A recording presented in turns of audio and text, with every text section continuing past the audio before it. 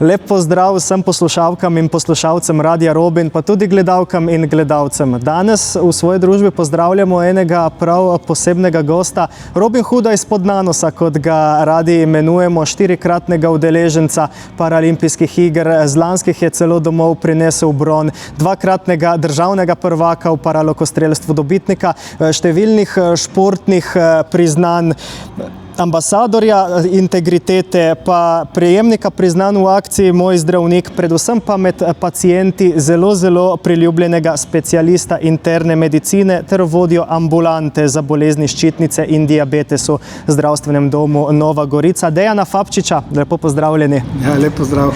Sem moral kar večkrat pogledati na list, da ne bi kaj pozabil. Upam, da nisem res česa pozabil. Sicer pa, ko človek prebere vaš življenjepis, se vpraša, ali vaš dan res ima samo 24 ur. Nekako vas imamo za tega koordinatorja, poklicnega, osebnega, športnega življenja. Kako vam uspeva, kako usklajujete vse skupaj? Ja, nekako kar more, no. Treba si je postaviti prioritete in se potem držati tistih urnikov, ki si jih zastaviš. Moram pa priznati, da ni res tako enostavno. Zdaj vidim, da bi se dalo še kaj izboljšati, no je pa res, da včasih sem zvečer tako utrujen, da sam še padem v posteljo. Bi si res želel, da ima kakšen dan, kakšno uro več. Kaj vas je morda v preteklosti najbolj zaznamovalo, da ste danes to, kar ste? Je bil to šport, je bila to, ali pa je še vedno morda to družina, je to vaš poklic? Ja, zdaj po teh treh stvareh nekako se najbolj identificiram, oziroma me tudi ljudje poznajo. Čeprav jaz bom rekel, da me je v življenju sigurno najbolj zaznamovala moja invalidnost ob rojstvu, ker sigurno, če ne bi bil invalid, bi imel drugačno življenje, kot ga imam danes.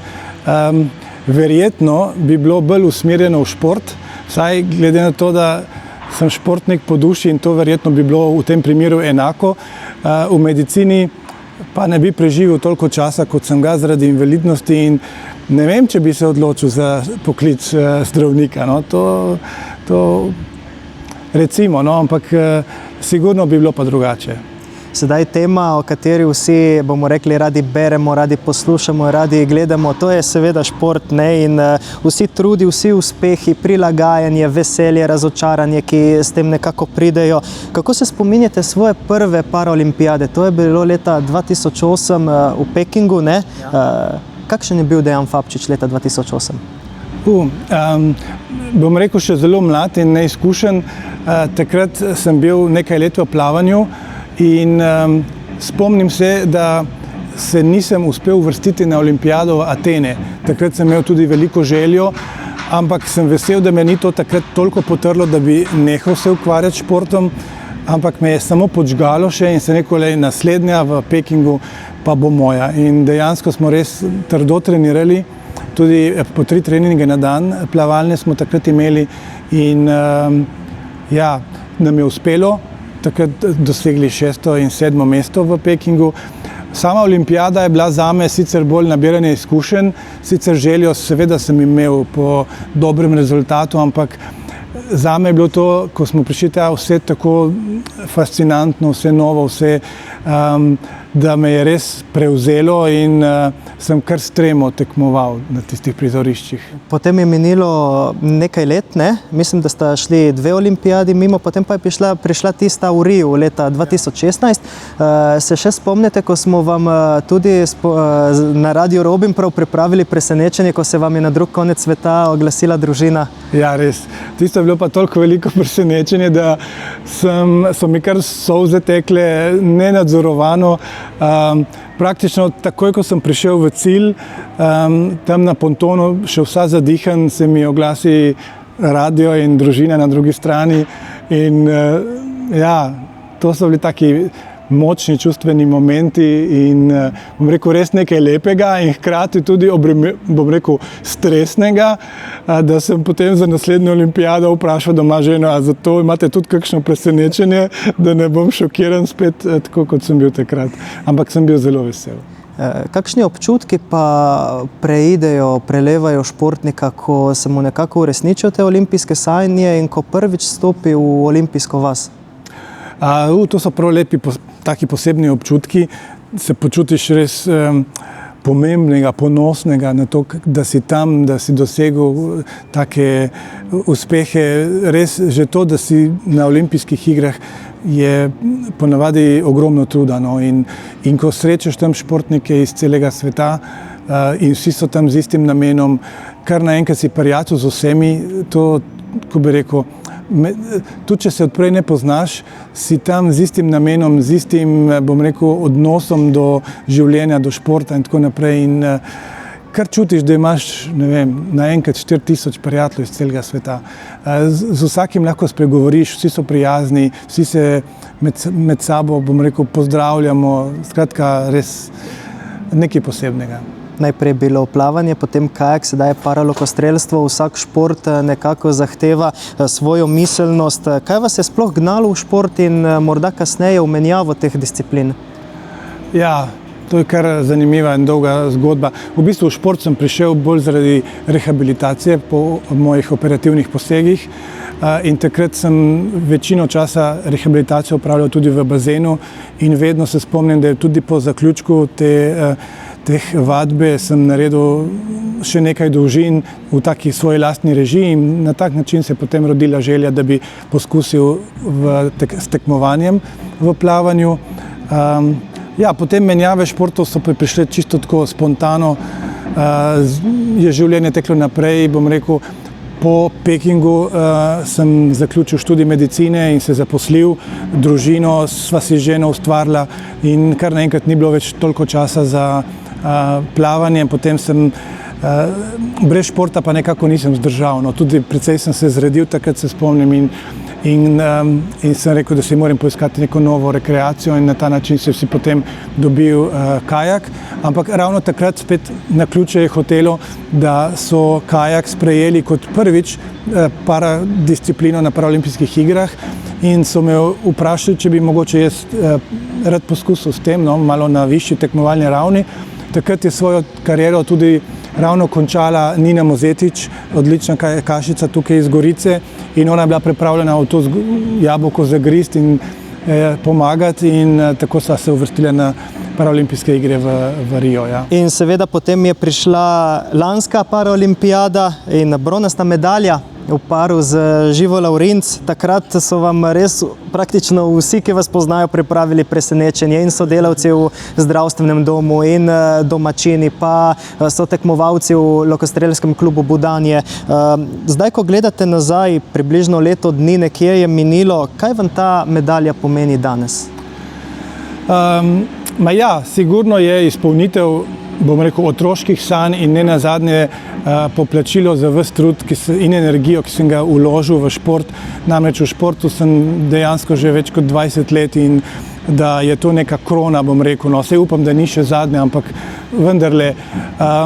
Življenje, bom rekel, je čisto drugačno, odkar imam to medaljo. Tako na ulici te ljudje prepoznajo, ti čestitajo, tako dobronamerno te ustavljajo, se hočejo slikati s tabo.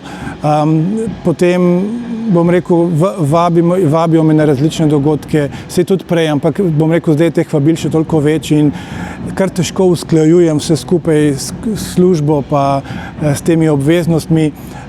Sej so lepe obveznosti, imam rad, ampak res je veliko tega. No. Tako da, ja, predvsem to. No. Katera je bila morda zahtevnejša olimpijada? Prva, ta zadnja, kakšno vmes? Bom rekel, da je ta zadnja, no. Ker prvi smo še spoznavali lokostrelsko disciplino na tako velikem tekmovanju, v drugo olimpijado pa smo šli dejansko z željo po medalji in že od samega začetka, odkar smo osvojili to kvoto za Pariz, smo se pripravljali res in fokusirali samo na to, da osvojimo to medaljo. Marsikdo vas pozna kot zdravnika, ki res zna poslušati. Kaj pa vam sploh pomeni to delo v ambulanti? Ja, dejansko jaz sem bil dolgo časa na tisti drugi strani kot bolnik in sem videl, kaj pomeni to, da imaš tiste res potrebne informacije o svoji bolezni in o svojem načrtu zdravljenja, in tega se poskušam držati tudi jaz v ambulanti, in zato se z mojimi pacientmi veliko pogovarjamo in tudi jim dosti razlagam in mislim, da jim je to glih všeč in potem tudi lažje sprejmejo eventualno terapijo in tako naprej. Tako da jaz se v tem delu res dobim. To ni moj poklic, to je res, jaz uživam v delu s pacienti in praktično res grem z veseljem v službo. Ni to obveza, ni to služba za plačilo, ampak sem se res dobil v tem. Tako da zelo lep poklic, tako da ga priporočam. To, ko nekomu lahko pomagaš, pa ko mogoče celo nekomu rešiš življenje, to te preveva s takim veseljem in pozitivno energijo, to se ne da opisati z besedami. Če smem vprašati, zakaj ravno ta področja, kot smo omenili v uvodu, ste specialist interne medicine, vodja ambulante za bolezni ščitnice in diabetes? Jaz rečem, tako kot tudi v športu, je dosti naključij, oziroma je Bog tako hotel. Takrat, ko sem krožil svoj staž v bolnišnici tle v Šempetru, so ravno na teh področjih potrebovali mlade, sveže moči in sem rekel, ja, zakaj pa ne, in sem se pridružil takratni ekipi v Šempetru in potem mi je bilo pa všeč to delo s temi pacienti in potem pa itak toliko študiraš ta področja, da postaneš res, naštudiraš in res si specialist oziroma poznaš podrobnosti in in zdaj sem tle, kamor sem. Težko bi dejansko zdaj kar zamenjal vrsto specialnosti, tako da nima niti potrebe, niti želje. Je pa res, da se medicina toliko razvija, da bi potreboval verjetno zdaj kar nekaj let, da bi naštudiral neko drugo področje, druge bolezni, toliko, kolikor poznam zdaj te dve. Ali morda kakorkoli šport vpliva na morda vaše delo s pacienti? Vse te vaše izkušnje, vse olimpijske vrednote, ki ste jih morda pridobili? Ja, naučite nekega trdega dela, poštenega dela, bom rekel, da ni bližnjic niti v medicini, tako da to sigurno. Predvsem pa, kar jaz vidim, da mi šport pomaga, ne samo pri delu s pacienti, ampak nasplošno v življenju, je ta filter, ta odklop, da se sprostim, bom rekel, predvsem glavo, zbistrim misli in vzdržujem kondicijo. Se morda v vseh teh letih, kolikor opravljate ta poklic, to profesijo, spreminjajo, so se spremenili kaj pacienti? Sami pacienti, bom rekel, niti ne. Jaz se spreminjam, postajam vedno starejši in v zadnjem času zaradi prepoznavnosti, take medijske, bom rekel, to se pa kar čuti. Dejansko se želijo iz cele Slovenije nekateri vpisati k nam v ambulanto, poleg tega pa se čuti nek ponos, tudi med mojimi pacienti so tako zadovoljni, ponosni, da imajo takega zdravnika. Vsi povejo, da navijajo, ko imam tekme, da spremljajo po socialnih omrežjih. Zelo so bili navdušeni, ker je bil prenos na televiziji paralimpijskih iger in neverjetno, koliko dosti ljudi je to spremljalo. Tako da in mi povejo, da so res uživali, navijali na glas, nekateri tudi niso mogli zdržati tega, bom rekel, te drame, ki je bila v Parizu in so rekli, smo šli kar ven in so rekli, ko bo konc, nam povedi rezultat. Tako da, odzivov je bilo res ogromno. Prejeli ste tudi priznanje v okviru akcije Moj zdravnik. Verjetno je to še toliko bolj poseben občutek, ker pride ravno strani pacientov.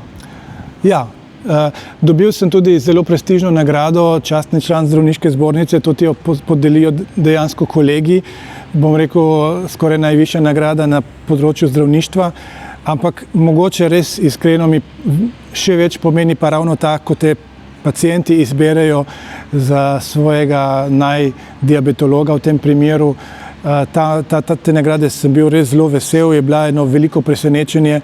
Se še zdaj spomnim, ko mi je klicala ta urednica tega portala in revije, pa mi je to povedala, sem rekel, kakšna nagrada pa to je, pa mi je potem povedala in verjetno prepoznajo pacienti, da sem tam za njih, da se trudim za njih in tako da sem bil res zelo vesel.